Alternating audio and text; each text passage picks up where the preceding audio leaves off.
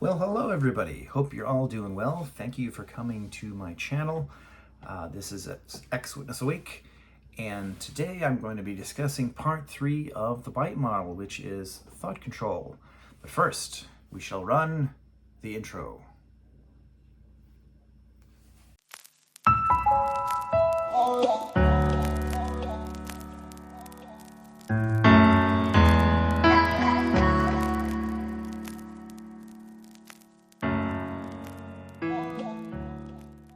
Well, if you happen to celebrate Christmas, I hope that you had a good one. If you don't, I hope you enjoyed the day off. New Year's is coming up, so that's cool. 2022. Please be better. Please be better, 2022. We need you to be better. Okay, so first things first, we're going to be discussing the, like I said, the B.I.T.E model. There was a comment from someone. They had said that they don't feel that Jehovah's Witnesses are a cult, mainly because they don't have a central leader. So there isn't one person who's in charge, and because of that, they think that Jehovah's Witnesses don't qualify to be called a cult. The important thing, as far as the label goes, is the specifics of activity and thought, and if it quacks like a duck, it's probably a duck sort of situation. As far as having a central leader, that's not really that important because the leadership is a body. It's 8 guys and they're in charge. So collectively, there's not one member there that would say, like, you know, they're the president, they're the top dog. They're not going to try and gain control of the group and be the number one person. But the principles still apply. The activities are still those of a cult when it comes to Jehovah's Witnesses. So also there was a comment about Stephen Hassan, how they felt that he is sort of, it's not something that's widely held by sociologists to use the word cult anymore. It's just a word, really. It's a group that causes harm to people, and if you want to call it a cult or a control group, whatever, it still causes harm to people. So that's why I'm here, and that's why I'm discussing this today, and let's just carry on, okay? So we're going to talk about thought control today. Ooh.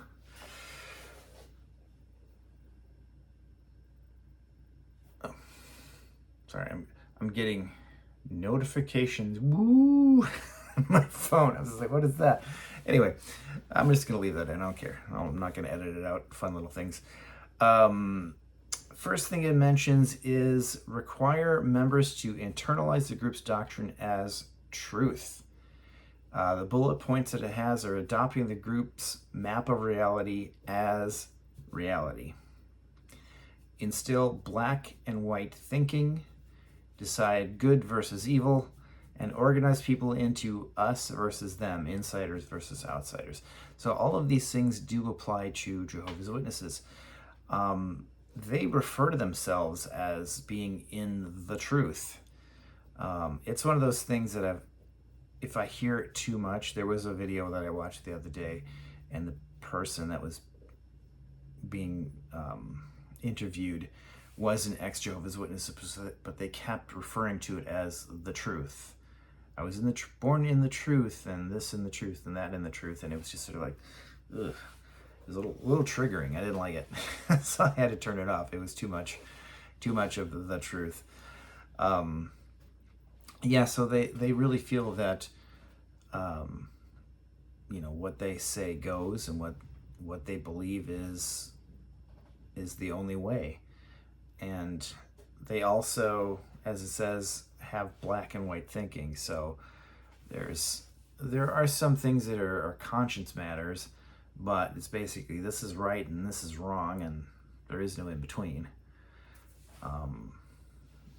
So they they change the way that you think about things. You can't have any sort of nuance when it comes to a certain thing. It's just sort of this is good and this is bad, and that's it. It says decide between good and evil.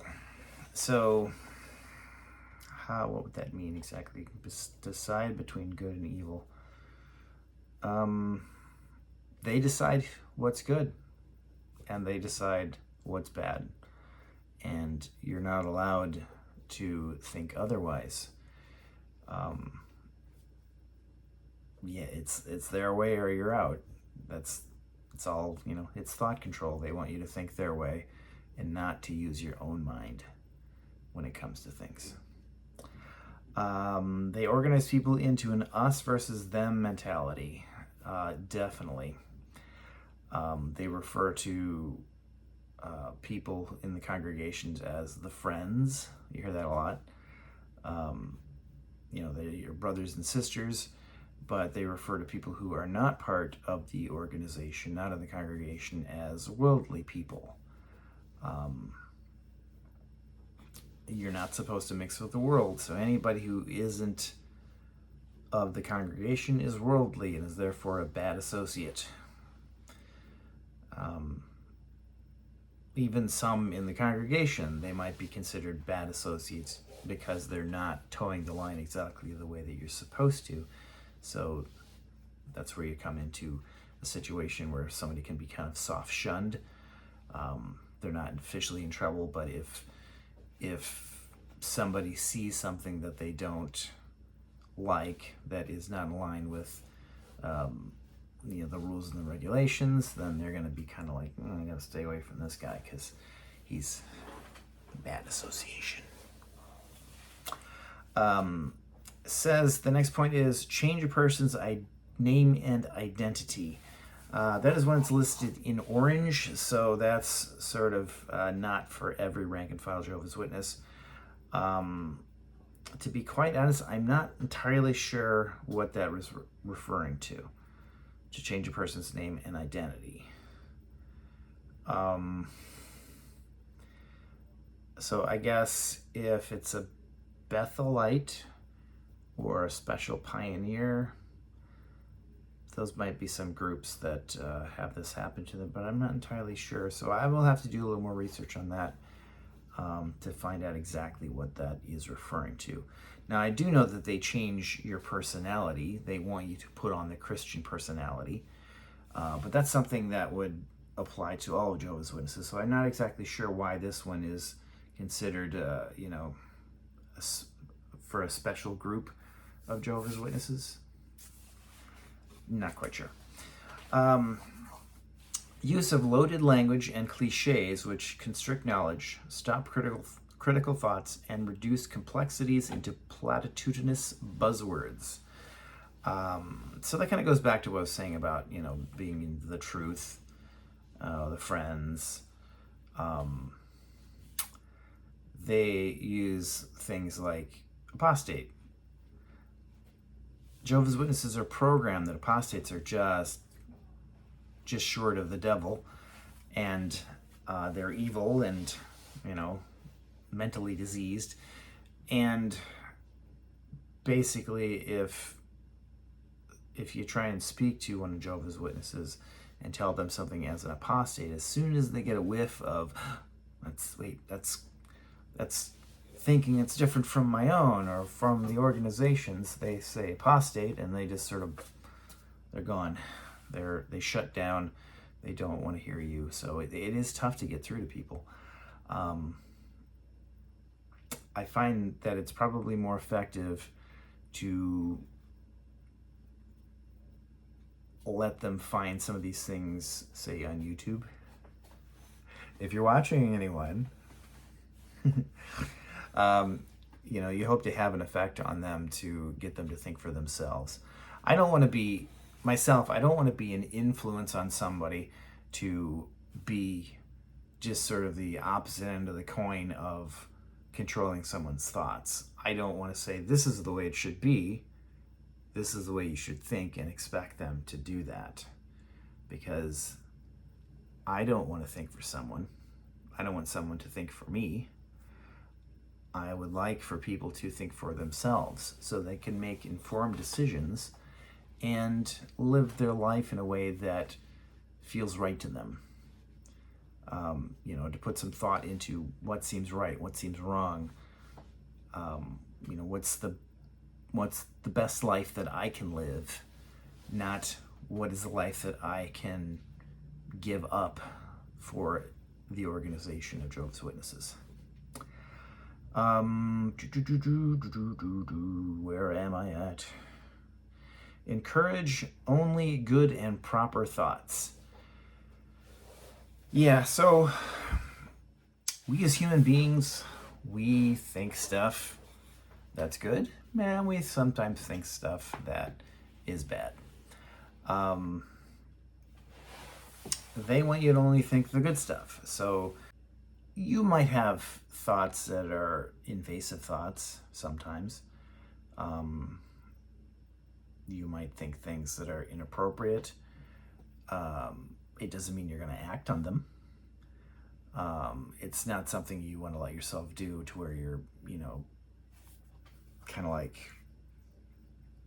the thin line between sane and insane, or, to do something criminal.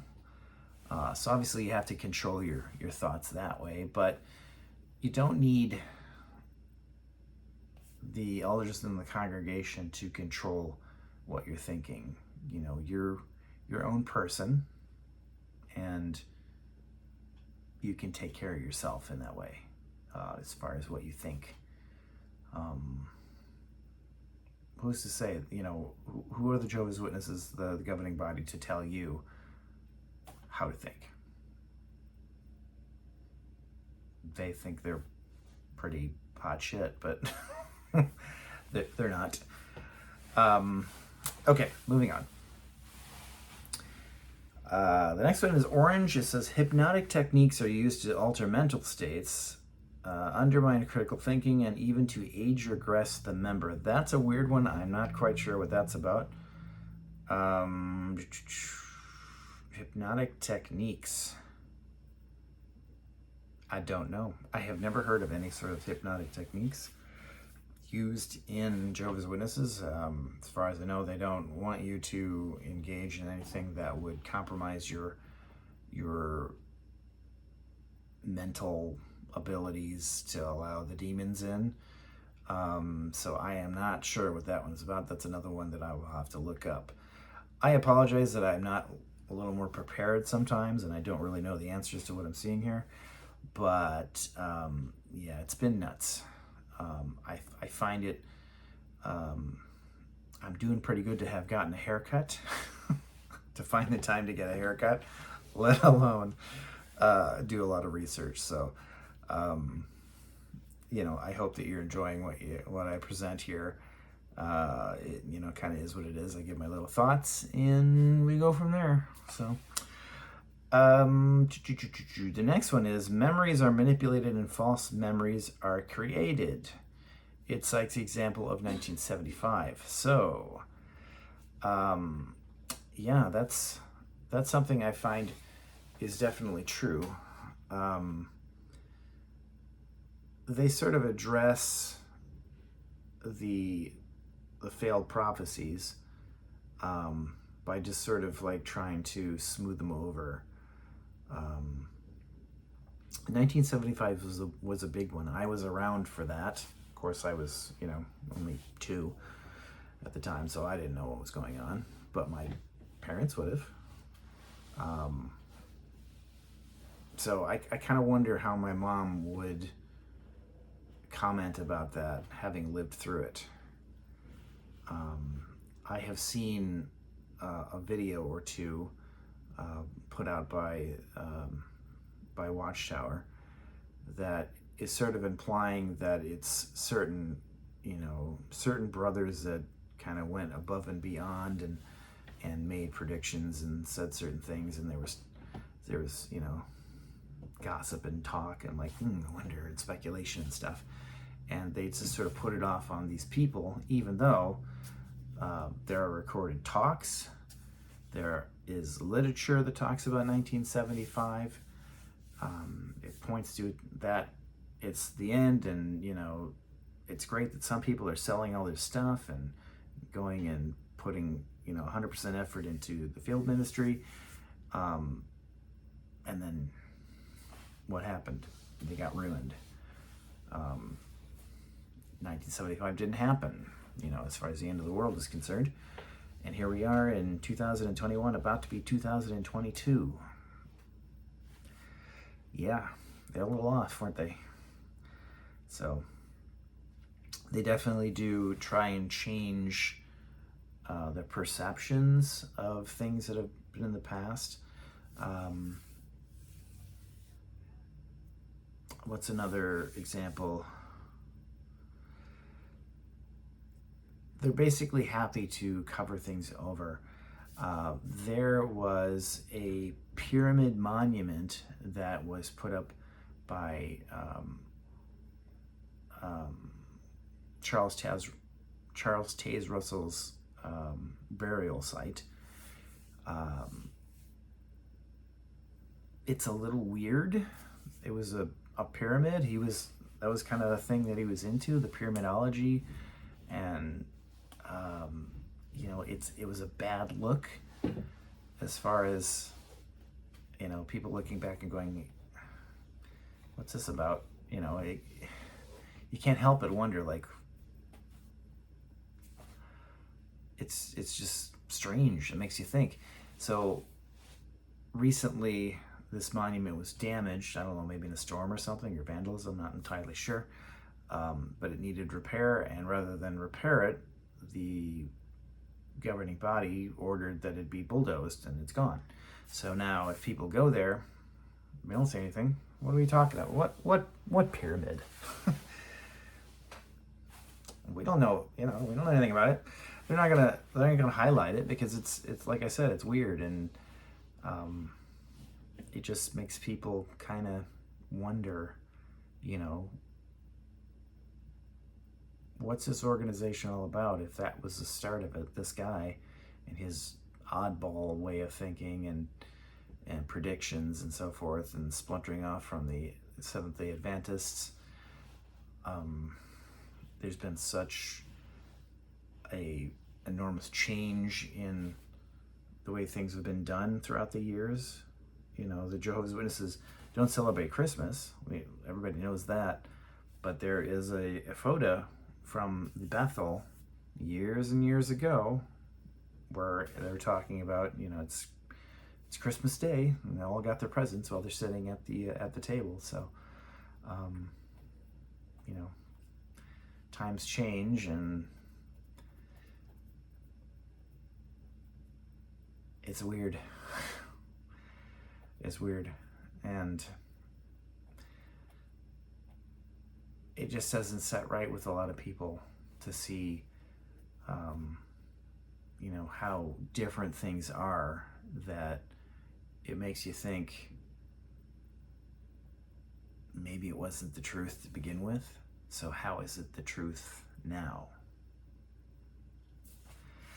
Okay. The next one, it says, teaching thought-stopping techniques which shut down reality testing by stopping negative thoughts and allowing only positive thoughts, including denial, rationalization, justification, and wishful thinking. This is kind of the mental gymnastics that Jehovah's Witnesses have to do when it comes to some of their teachings, and such as, the generations. It doesn't make a whole lot of sense that they teach that this generation is overlapping into this other generation, and generations are about 20 years long, right? Not like a century, essentially, 80, 90 years. It's really just like a stretch, some of the things that they teach.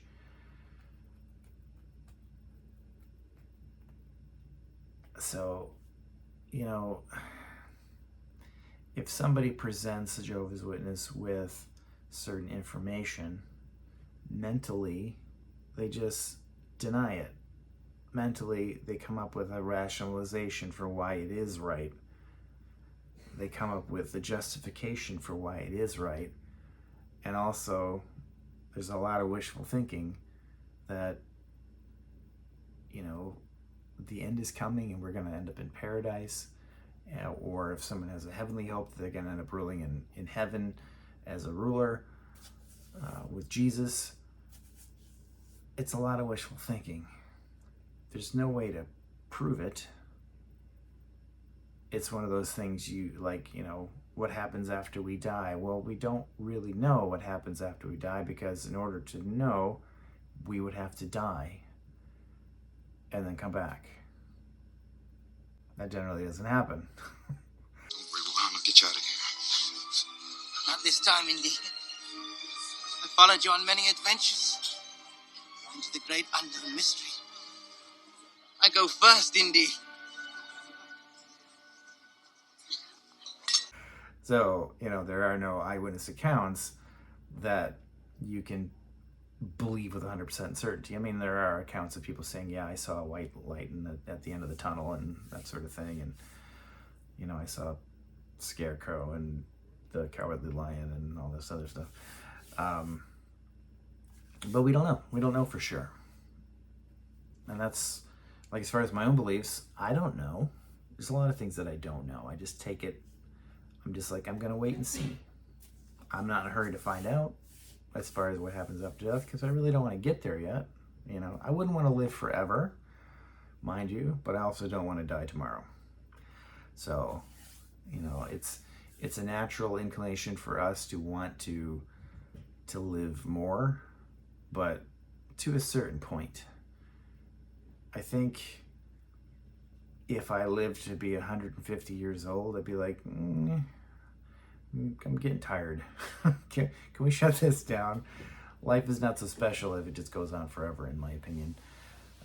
Part of what makes life precious is its finite nature. We only have so much of it, so you got to live it to the best you can. And living it as part of a cult, no thanks. Don't want to do that. Okay, I felt like I was kind of going a little off there, but it says also chanting, but that's in green, so we don't really do chanting, or Jehovah's Witnesses don't do chanting. It does say meditating. That is something to do. Now, I'm not meditating in the sense of oh, what a loon I am, nothing like that. It's basically deep thinking. That's the type of meditation we're talking about. Also mentions praying. Obviously, there's a lot of praying. Another one it mentions is speaking in tongues, but that's in green, so that doesn't apply to Jehovah's Witnesses. That is not something that they do. But it also mentions singing or humming. And let me tell you, there's a lot of singing going on at the Kingdom Halls. And I used to do a lot of singing too. I do a lot of singing now, actually. Wise men say only fools rush in, but I can't help falling in love with you. None of those songs. But they do get stuck in your head. It's like earworms. Every once in a while I catch myself humming a Kingdom melody, which is the hymns that you would have at the Kingdom Halls. Music is powerful. It sticks with you, and it can change your thinking. Rejection of rational analysis, critical thinking, and constructive criticism. Yes. They do not want you to think critically when it comes to belief. So the governing body wants you to make sure of your faith. They want you to really put a lot of time and effort into studying and considering what's in the scriptures, but not just the Bible itself. Now, mind you, the Bible that they use, New World Translation, has been tweaked a lot. So there are some things that are different from other Bibles. And I'm not going to get into that now, but it does change certain things. it supports their doctrines instead of what is widely held by biblical scholars and by people who deal with translation and so on, linguists. It's different. It supports their ideas. I forgot where I was going with this.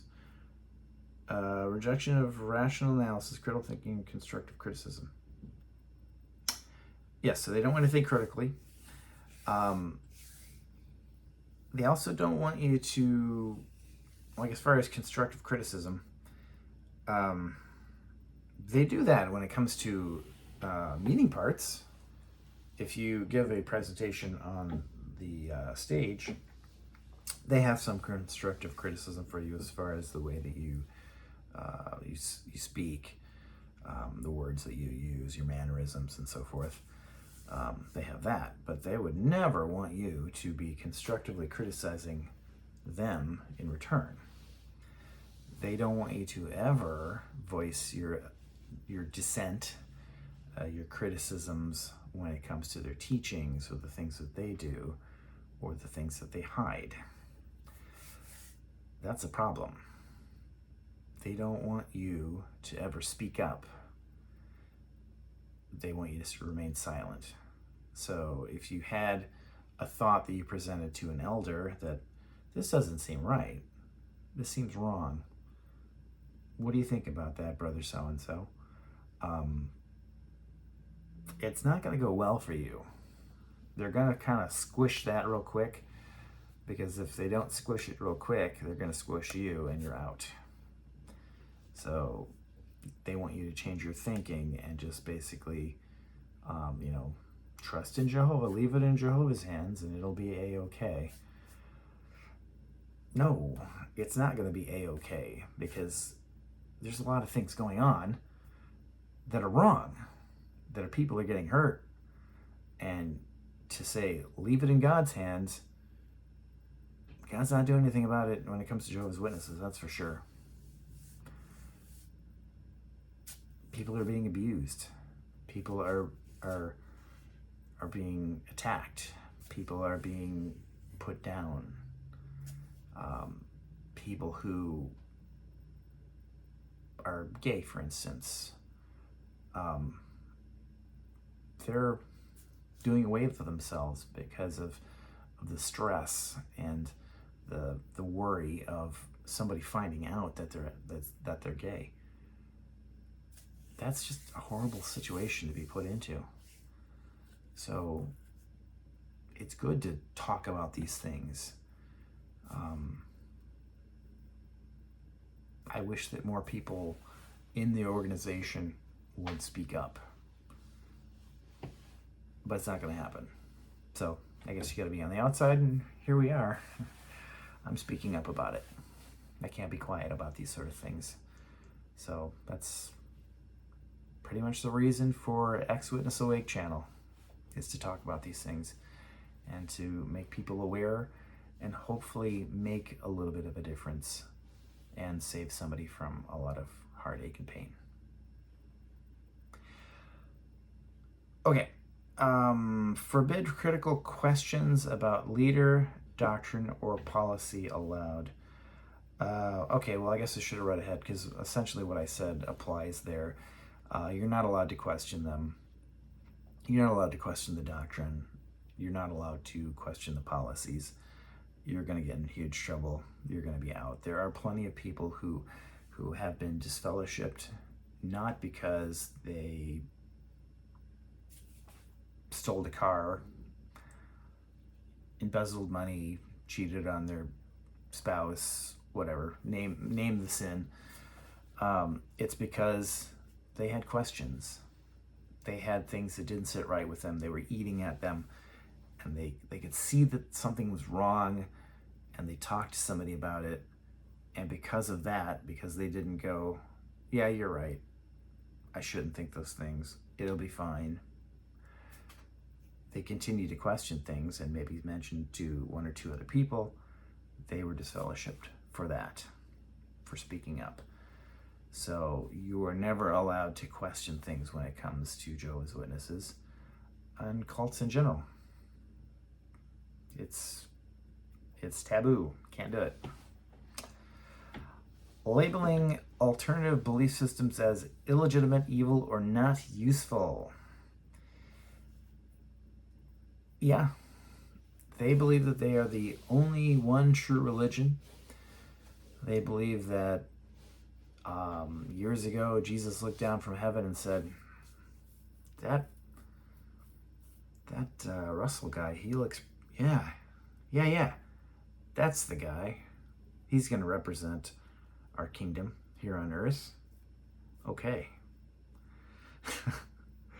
And everybody else is wrong. So they think of the Catholic Church as, apostasy from the original Christian congregation, that apostates got in there and ruined it all. All these other religions, they're wrong. If you want to approach God, you have to go through Jesus, and it has to be through jw.org. It has to be through the Christian Congregation of Jehovah's Witnesses. So anything short of that, it's bad. It's evil. It's not useful. That's all I'm saying that. The last one it mentions is instill new map of reality.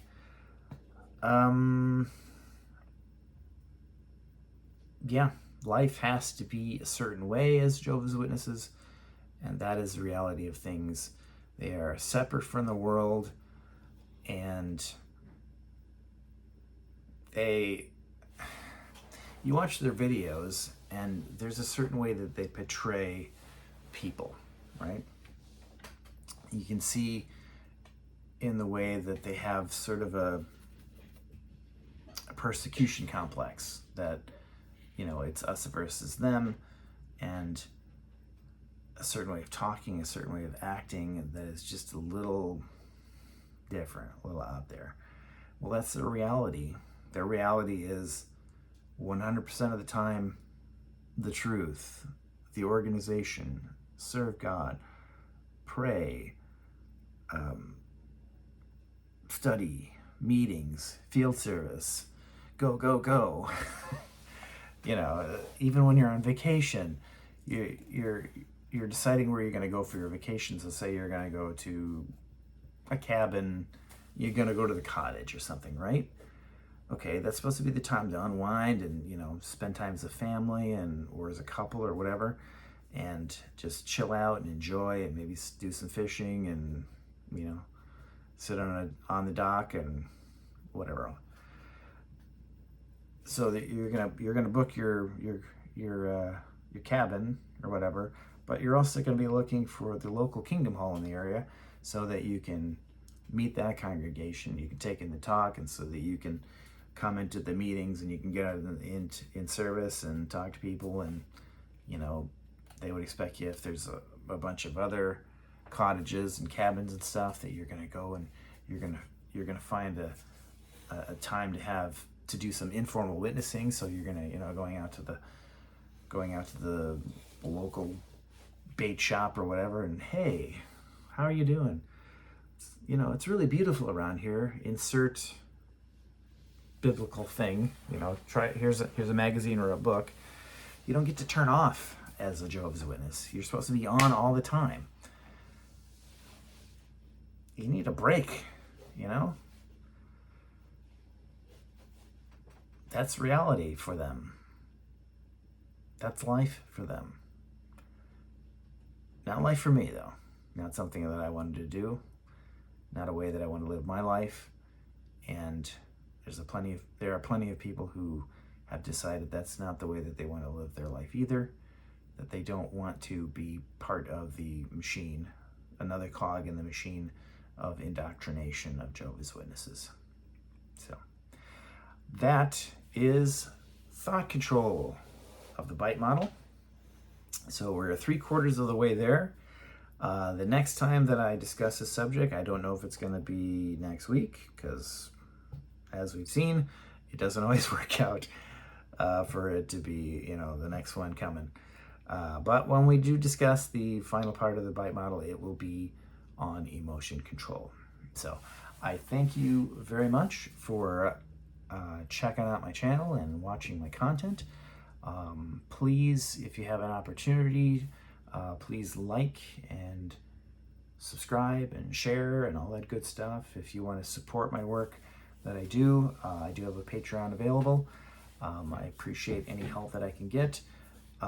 Mostly just exposure. So if you can get me out there, I appreciate that. I guess that's going to be all for today. And I'm going to go to work. No, I'm going to go to bed. Then I'm going to go to work. Have a good day. See you later. Bye.